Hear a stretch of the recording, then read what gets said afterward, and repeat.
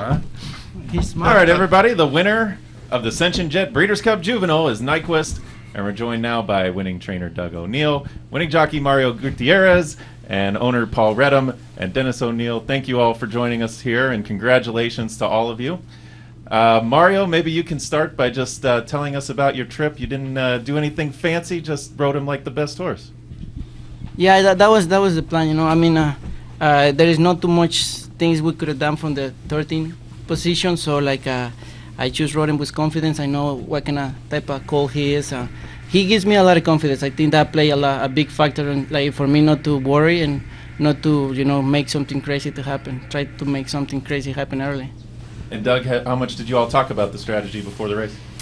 We talked a lot, and it was all about doing something exactly different than what happened, I think. But, you know, I think it just it shows what a grade one jockey Mario is, you know, to call an audible when other horses went. And believe me, mid-race, I think all of us up here, maybe not you, but mid-race, I thought, well, you know, they're not machines. Even the great horses every now and just don't fire, and I thought maybe he just wasn't firing, but when Mario called on him, he sure did. And what, you know, can't thank Paul and Zilla so much for this beautiful colt. My brother Dennis helping with the selection, and Elias the groom, who's just an unbelievable horseman, and all the guys at the barn. So special horse.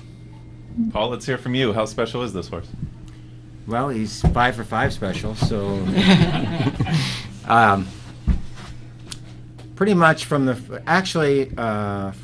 time Dennis and Jamie McElmont also loved the colt at the sale, and it was odd to hear the two of them agree on anything. And so I knew he was special right then. And as he was training down, you could hear the excitement in the voices that he was going to be something. And we really kind of got verification of that in his first start when he just refused to lose. And I think that's the biggest thing about him, and we saw it today, that he will go as fast or as slow as you want to go. And he took a lot of abuse among the handicappers for his descending buyers coming into the race. And I thought, well, is it really a criticism that you didn't win by enough? And I think he proved himself today, certainly. Dennis, can you talk about when you first saw Nyquist at the sale and picked him out? Yeah, we thought, I called Paul right away, and I owe a lot to Jamie. Jamie helped out a ton, and Jamie really, really loved him too. And you know, no, it really doesn't. From day one, Jamie and I were like, this is one we got to have in the barn, and we were very surprised. We thought he'd be really, really expensive. He's just, I've told many people. $400,000 isn't that expensive nowadays. Sorry. Yeah. But he's probably the most beautiful horse I've ever bought. He's just a gorgeous animal. I cannot wait till he turns 3 and he starts to fill out, and he's just going to be a magnificent looking horse.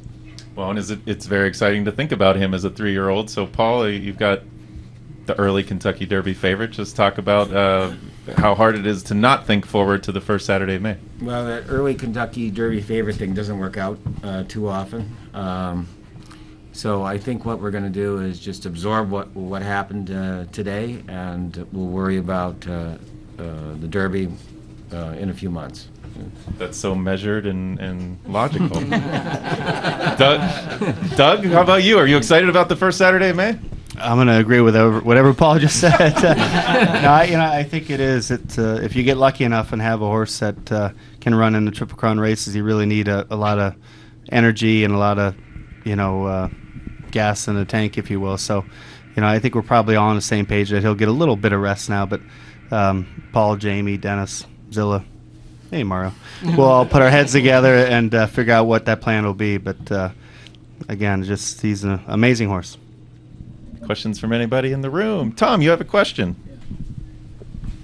Any one of you can answer this.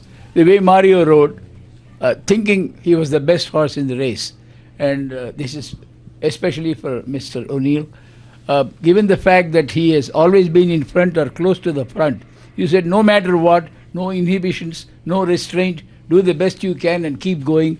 Were those your instructions? Well, I think God, it's such a huge asset to have speed, class, and stamina, and Nyquist has all three of those. But today he showed that he can lose ground on the first turn and settle and make up ground. So he's added a fourth dimension to a brilliant,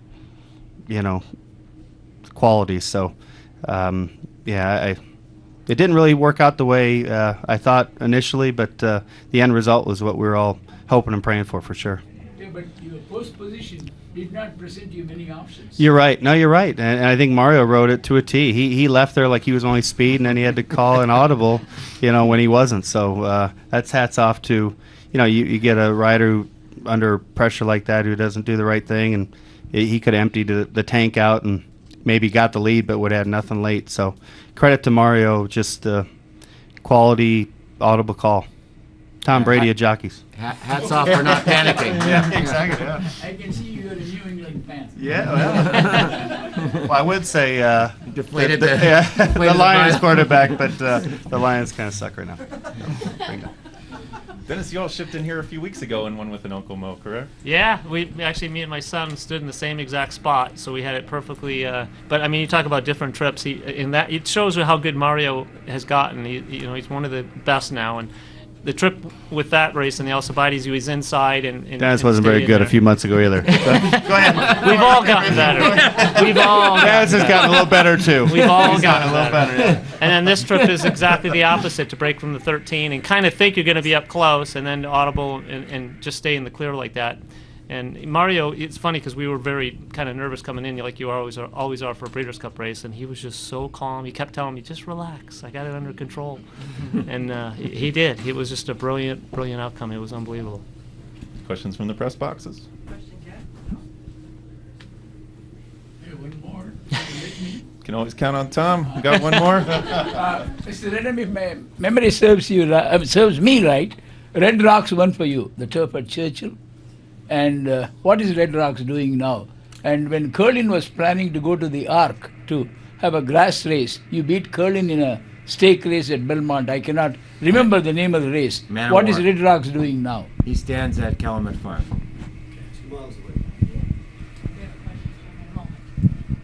In a moment, somebody in the press box is gathering their thoughts, and Sherry is translating for us. Here we go. There's a thing that Do you know, Doug, how many starts you want to get into him before the Derby? That'll be part of a Team Redham meeting. But, at 2, I Sounds believe. like 2. I'm pretty sure, 2. Yeah, I think we want to have a lot of, in an ideal world, you want to have as much energy as you can going into that kind of race, and then hopefully the following races. So. That's easier to do now with this being worth 20 points, correct? Yeah, and this horse got such an amazing foundation with 5 races under his belt, and now shipping outside of California and doing what he did, and we got to see him handle everything like he was right in his own backyard. So he showed us a lot, and I think we can be really confident if we stay injury-free for an exciting 3-year-old year. That was a huge thing, seeing him in the paddock. Yeah. Just so classy, never turned a hair like he had been here 100 times. Yep. That was when we got real confident. You guys feel particularly proud of California taking the exacta here and basically 5 races in a row. Yeah. No, I think California racing. Yeah, obviously we are biased, but we got the weather, we got the facilities, and got great racing out there. So, we love it. Keith ran second and fourth, correct? I think. Yeah. Ran second, I know that. Yeah, second and fourth. Who was third? The favorite, the Brody's Cause? no, the other one. Which one of his was second? That was Brody's Cause. Oh, I thought it was like Green. Which one of his was second? Swipe. Swipe was second. Exaggerated was fourth. Any other questions for these guys? Next question. All right, congratulations Thank to the you. Connections Thank of you. Nyquist, winners of the Breeders' Cup Juvenile.